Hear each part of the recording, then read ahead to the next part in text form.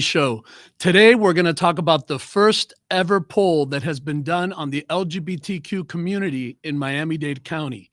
And if you don't know, Forward Miami is an organization that works on diversity and inclusion. And we have with us as our guest, Evan with Public Communicators Group, Evan Ross. Join us. There you go. Evan did a poll. And Evan, why don't you kind of give the background and the statistics of the poll and how it came about? Sure. So back in October, there was desire from Forward Miami to take a look at the LGBT community in Miami-Dade County and really get a good sense of where the community stood on different issues and where that compared and contrasted with non-LGBTQ people in Miami-Dade County. So what we did is we conducted an extraordinarily large poll. Our sample size was nearly 7,000 people. And from that, we were able to pull out over 600 self-identified LGBTQ people so that we could identify those answers. We believe it's the largest LGBTQ poll ever done in Miami-Dade County. We also believe our broader poll is one of the larger, if not the largest poll that's ever been done in Miami-Dade County. And we know that it gave us some really accurate data when it came to the governor's race, which was just a few weeks away. Which gives us even more confidence in the rest of the data that we pulled from it about how people feel about these particular issues. Yeah, I mean, the margin of error was 3.5%, right? No, 2%. Oh, 2%. So the margin of error was 2% on the overall poll. On the overall poll, but go ahead. Yeah, on the LGBTQ, because it's a smaller sample size from within, though we feel very confident there, the margin of error is a little larger. Yeah, and I mean, you basically, your numbers were showing more of a red turnout and more of a red inclination in the county, all the things that kind of ended up playing out. So I think it's right. Very good, reliable data. I'm going to see if we take a quick look at that poll. I mean, some of the things I think, Evan, you'd agree were expected. We saw more of a leaning toward Christ. Ron DeSantis was considered unfavorably. We saw favorability for Daniela Levine Cava. We saw on issues like immigration, a big, strong support for legalized immigration, as well as with little to no restrictions on abortion. I mean, I think those were general themes that played out in the poll. Do you want to comment on that as well? Sure. So within the LGBTQ community, we definitely see the community tends to skew a little more left than average, which is what we would expect. Obviously, there are critical issues where there are big differences between Democrats and Republicans in the way that they approach them that impact the LGBTQ community.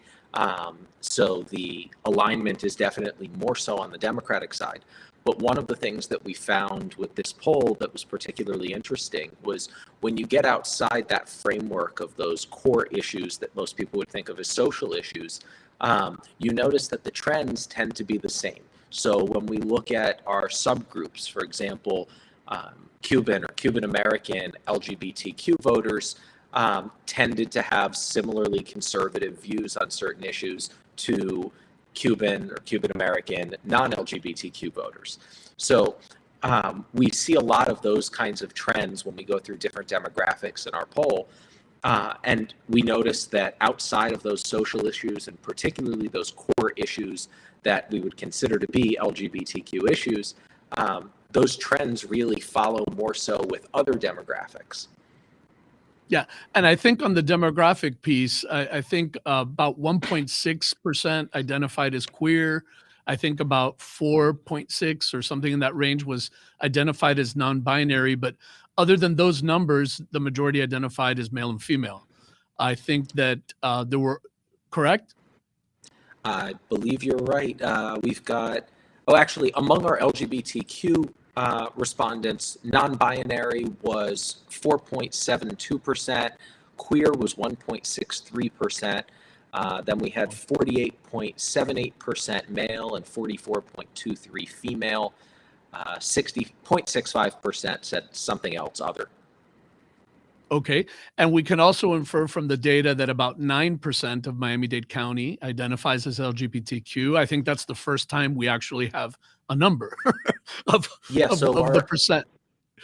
As we worked through this poll, and it took us a little while to get this many responses, we were tracking along the way what percentage was coming back as self-identified LGBTQ. And the number didn't move very much from day to day. Even though our numbers were ticking up by the thousands, we weren't seeing a lot of movement. And ultimately, we ended up at 8.9% of all respondents. Yeah, very close. That's excellent. I mean, it's good to have that kind of information.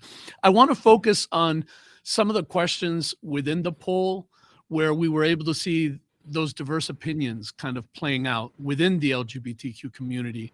So I think we should just pull up, I think one of the first questions that I saw on that poll had to do with supporting the defunding of police. And you know, in that poll, I'm not sure you can see it clearly, but Yep, I can. okay, the far majority, was it like 54%, I believe it was, that said they did not support defunding the police? I think in Right. general, that perception was very different than that outcome.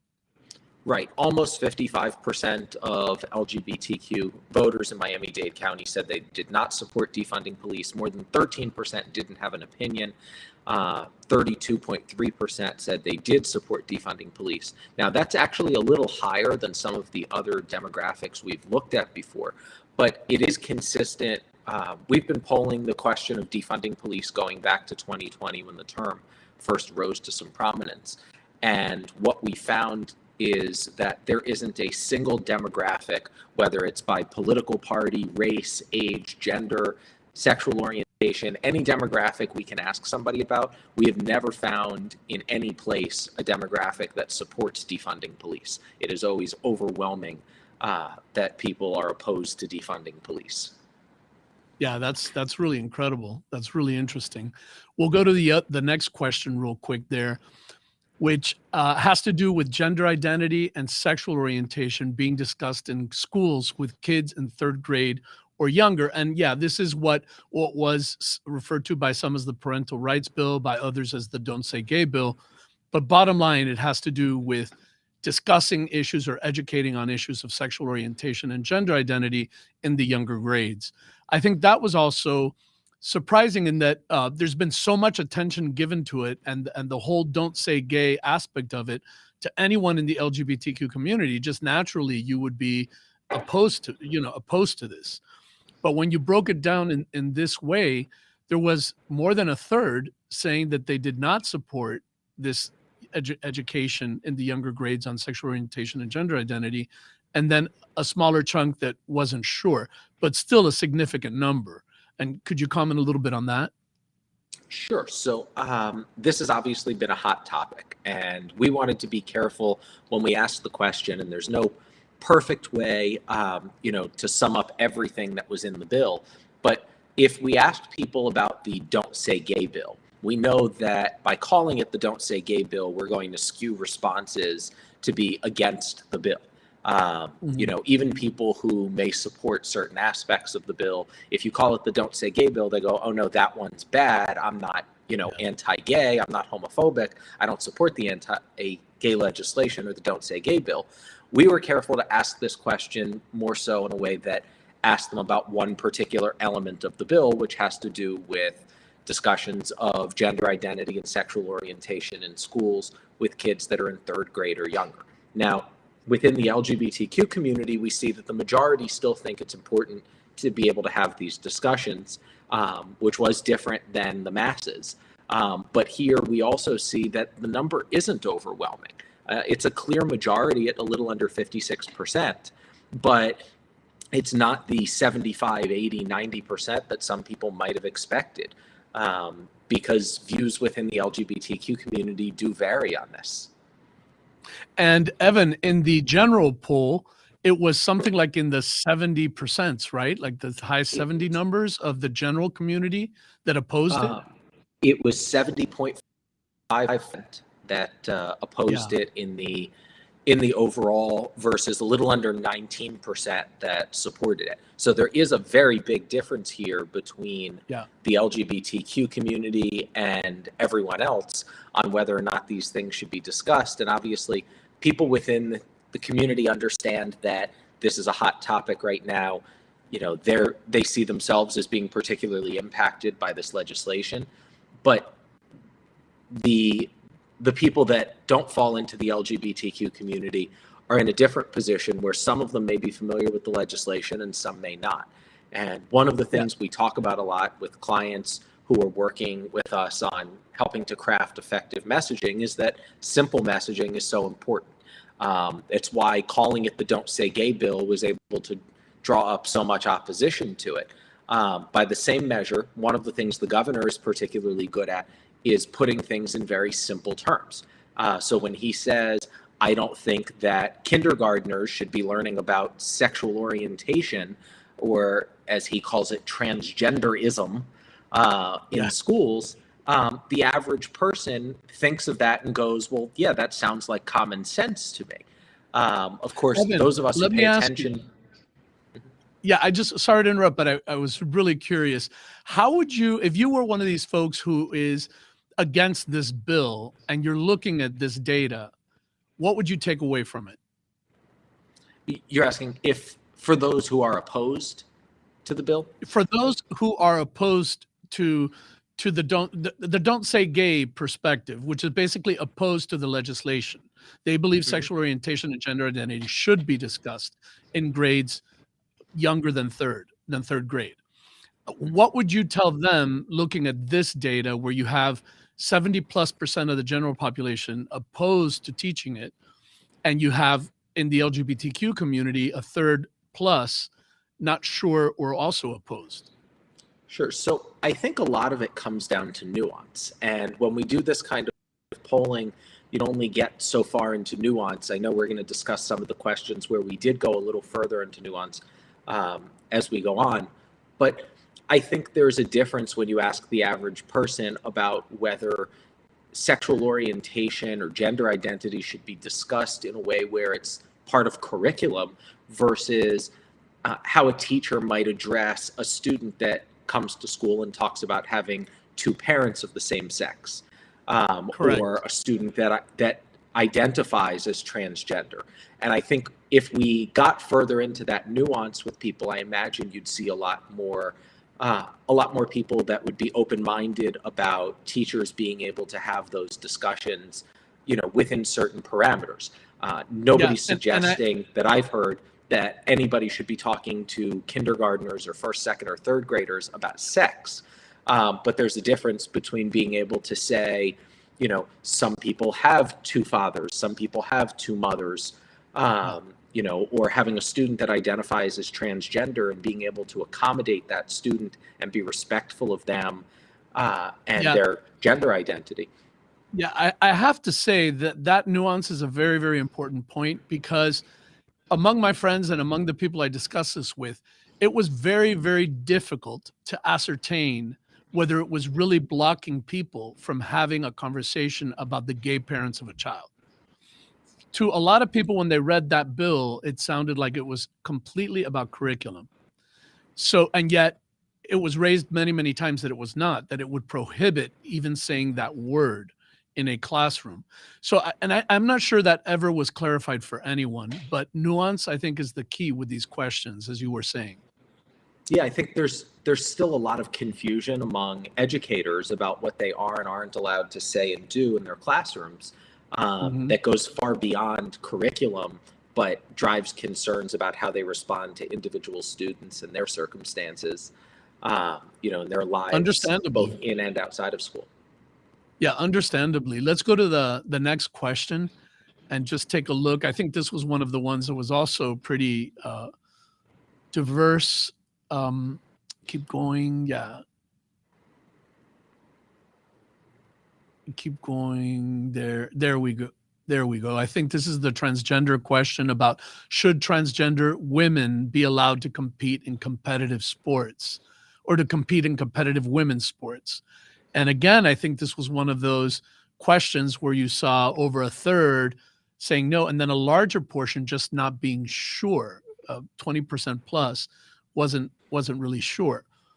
I think this is similar to the other question, in that what do you do when within the LGBTQ community you don't have a clear majority. And then when you take it to the greater population, it's even more pronounced, the kind of opposition to it. And how does education come into all of this with messaging and community? So I thought you could comment on that also, Evan. Sure. What we found here is obviously within the LGBTQ community, there isn't a clear consensus on this. There's a plurality that says, yes, transgender women should be allowed to compete, but not a majority. Even within the LGBTQ community, you have almost 26% who aren't sure, and a little over 42% who say yes versus a little over 32% who say no. And it's a tricky issue. It's one of those things that if you talk about with family, with friends, with people that don't have someone in their lives that's impacted by it, you'll hear a variety of opinions. I mean, I don't think anybody wants someone to just be able to say, despite being a man, that they want to compete in women's sports. As you and I have discussed outside of here, I also don't believe that there is anyone who chooses to go through the process of a gender transition for the purpose of gaining an advantage in sports. So yeah, absolutely not. I think that's an important aspect that you kind of just brought up, that unfortunately some of the ugliness and some of the old haunts of the LGBTQ community, where people are accused of being pedophiles or trying to transition to gain some kind of competitive edge or getting some kind of special right, keeps coming up. Clearly, this is a very huge struggle, whether you're lesbian, gay, bisexual, transgender, queer, whichever identity you're trying to live. It's a struggle and difficult, and it's not, society isn't set up that way. So any of these things, especially transgender people, go through so much just to try to live their authentic self in society, that I'm glad you mentioned that, because this is just a question to some people, but to people who are living it, they're reading this and scared, that right. that maybe people don't. Yeah. Go ahead. And I think the nuance, nuance really matters here. We're talking about a very, very small group of people that are impacted by this issue. And as we mentioned, nobody is going through the process of a gender transition, that's taking the medications that come with it, that's potentially having the surgery that comes with it to gain a competitive edge in sports. That's just not really happening. So you have people that are legitimately transgender, and as you and I have discussed, sure, if they make the determination that they want to go through that transition, depending on at what stage in life they do, it changes some of the issues that go into that genetic advantage. But one of the things we're also now seeing in Florida that wasn't in play when we did this poll back in October is that you now have the state of Florida actively trying to ban minors from being able to take puberty blockers, even if their parents want them to, if their parents support them in being transgender.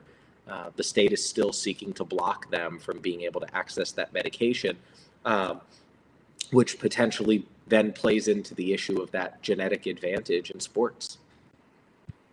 And really what we're dealing with here are incredibly complicated situations that they're just simply not black and white. You involve parents, you involve policy, you involve responsibility, you involve potentially people that may be considering suicide, if they can't find ways to cope. So, it's a complicated situation. I feel like there's just definitely not enough discussion about this, education on this, and compassion, kind of trying to deal with these complicated issues. Right. And part of understanding that nuance is understanding that there is no perfect solution to most issues. Very few things are black and white. Absolutely. I'm so glad you said that. Absolutely the case. Let's go to the next question there. I think this one, I was very, very surprised because as a member of the LGBTQ community, I mean, most things I see online and most comments are kind of making fun of anybody that thinks that communism is a threat to democracy. And so here I think it was above 30%. And I can't specifically see the exact number, but Yeah, a we were a significant little over amount of people, 35%. there you go. So a little over 35% clearly think that communism is a threat to democracy. And what intrigues me about this is that in our community, this is a very divisive issue in Miami-Dade County in general, because people either want to see black or white on this issue, but they don't understand that some people are seeing communism where other people are not.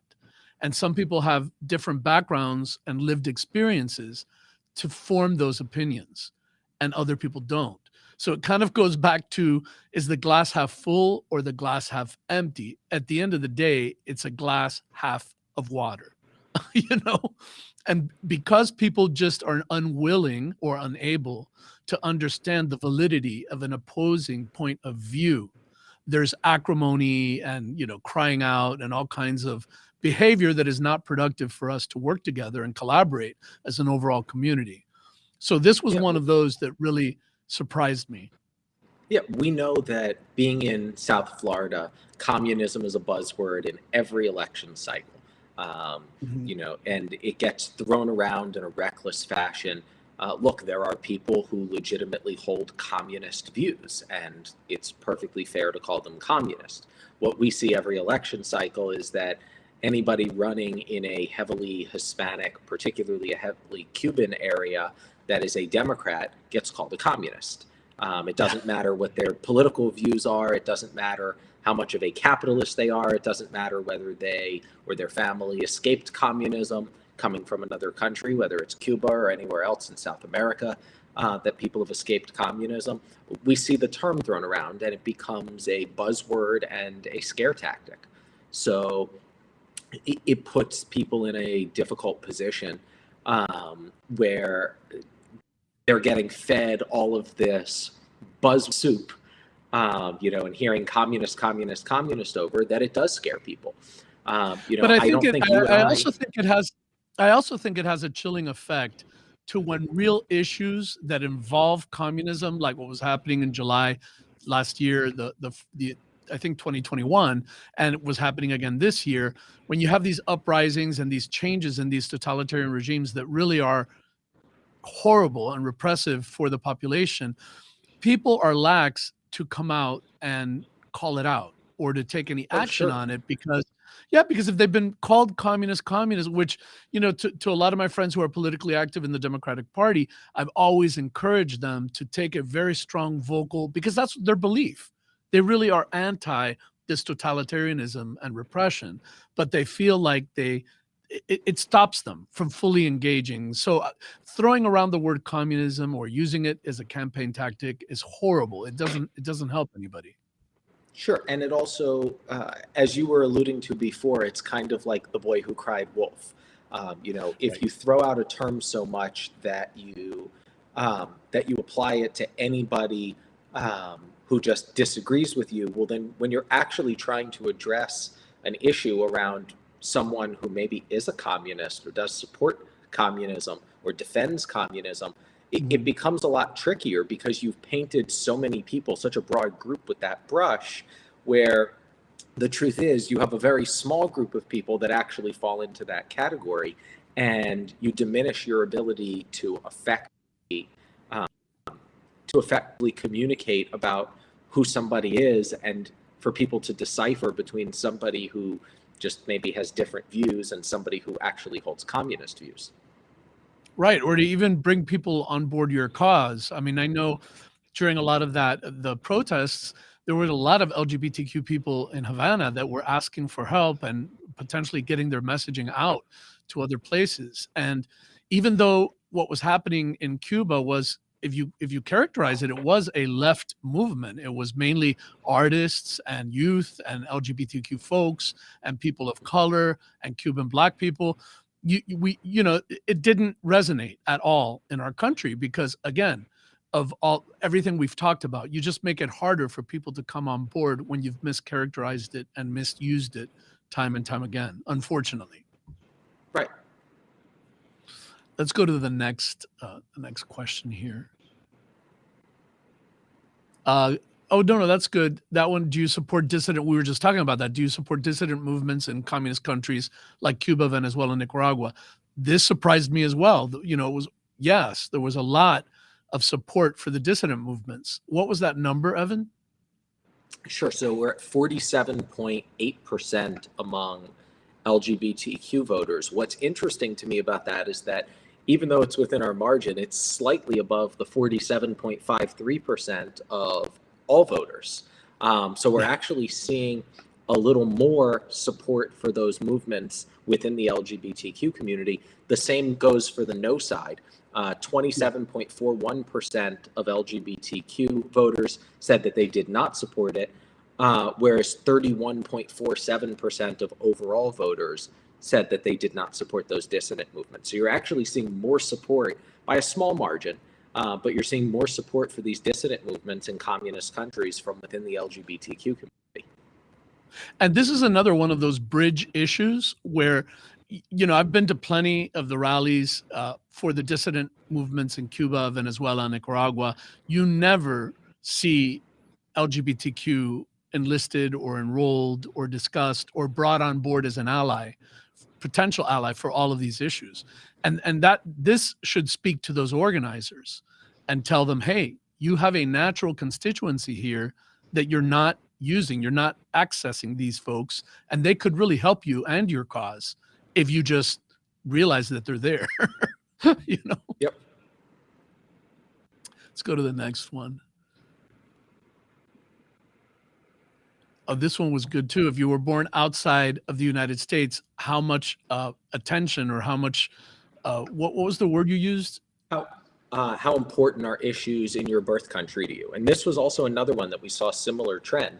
Very, very important, came in 57.5% among LGBTQ voters and came in at 49.5% among all voters. So again, we're seeing more interest from LGBTQ voters in issues in their country of birth than we are with the overall population. And ironically, within the LGBTQ leadership, you see very little attention to any issue that's not U.S. There's very little attention or bandwidth. And if any of these other issues ever, you know, rise up, it's basically, well, but that's not in this country. That's kind of the, you know, the thinking. So that's another lost opportunity just in terms of building bridges and connecting with people that you're just kind of writing off in a way, their concerns or their issue, when actually there's a lot of validity to them and their families. For sure. Yeah, I think this again shows how monolithic the LGBT community is not.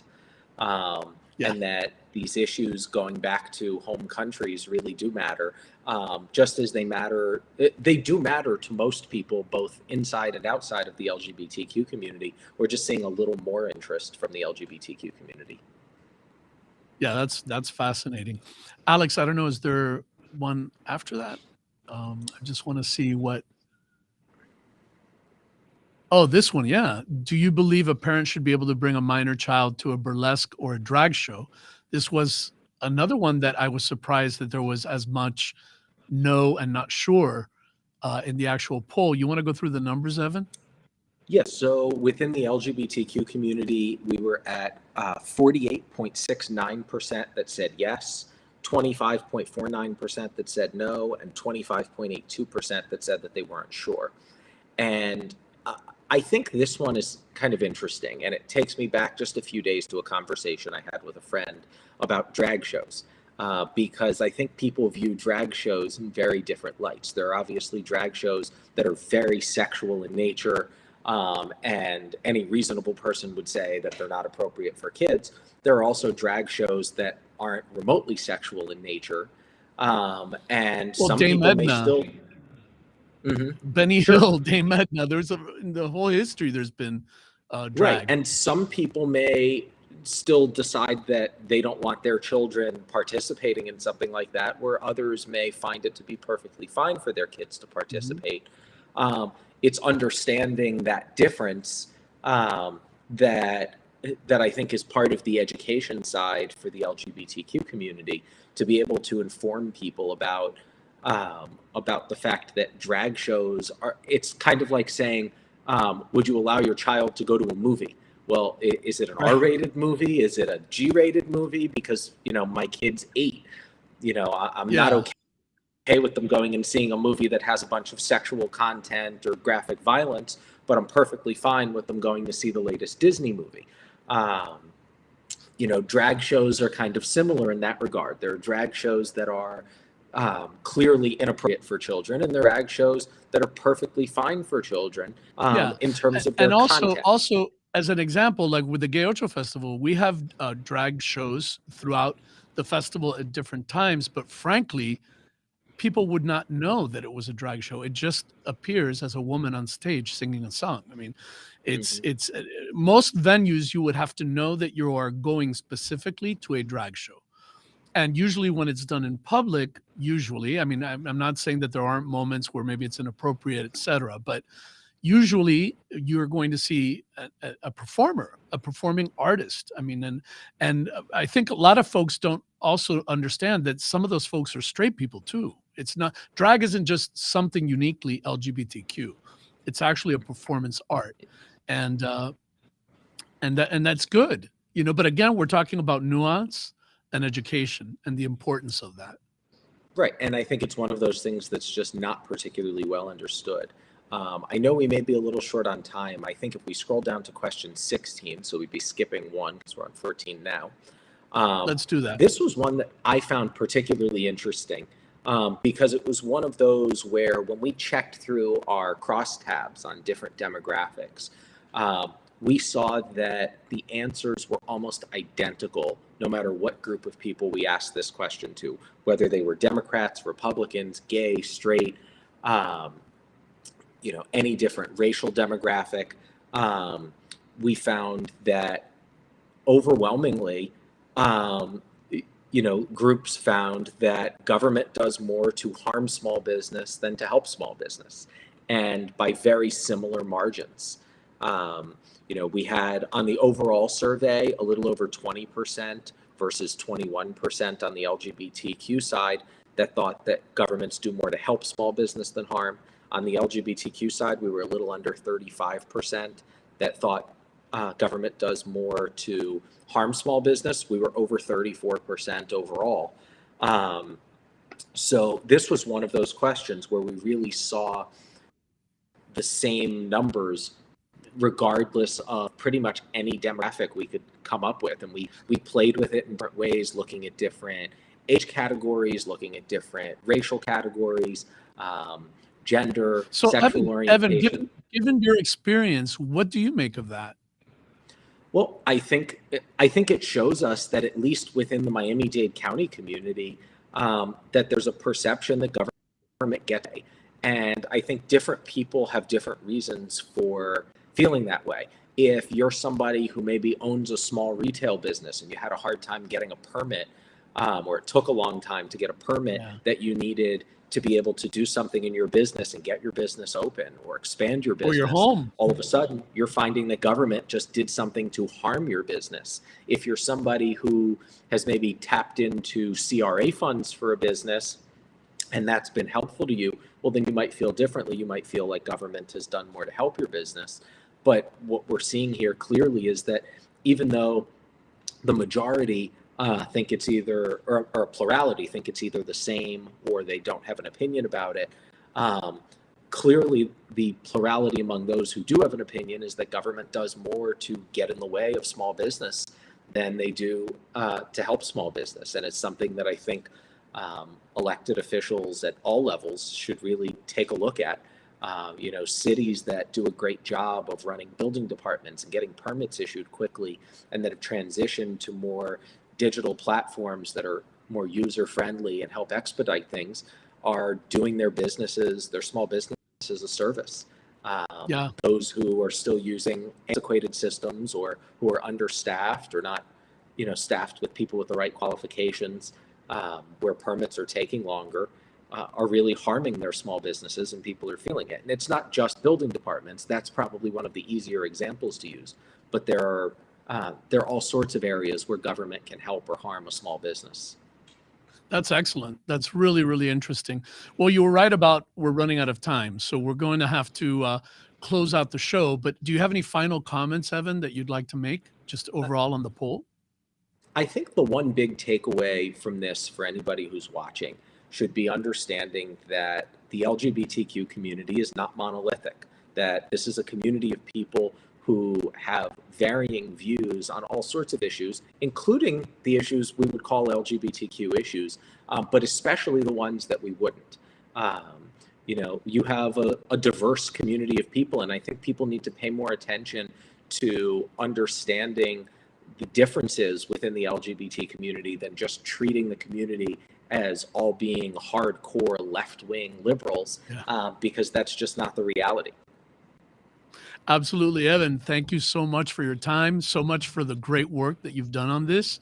And to everyone out there, please join us again next week on the Forward Miami Show.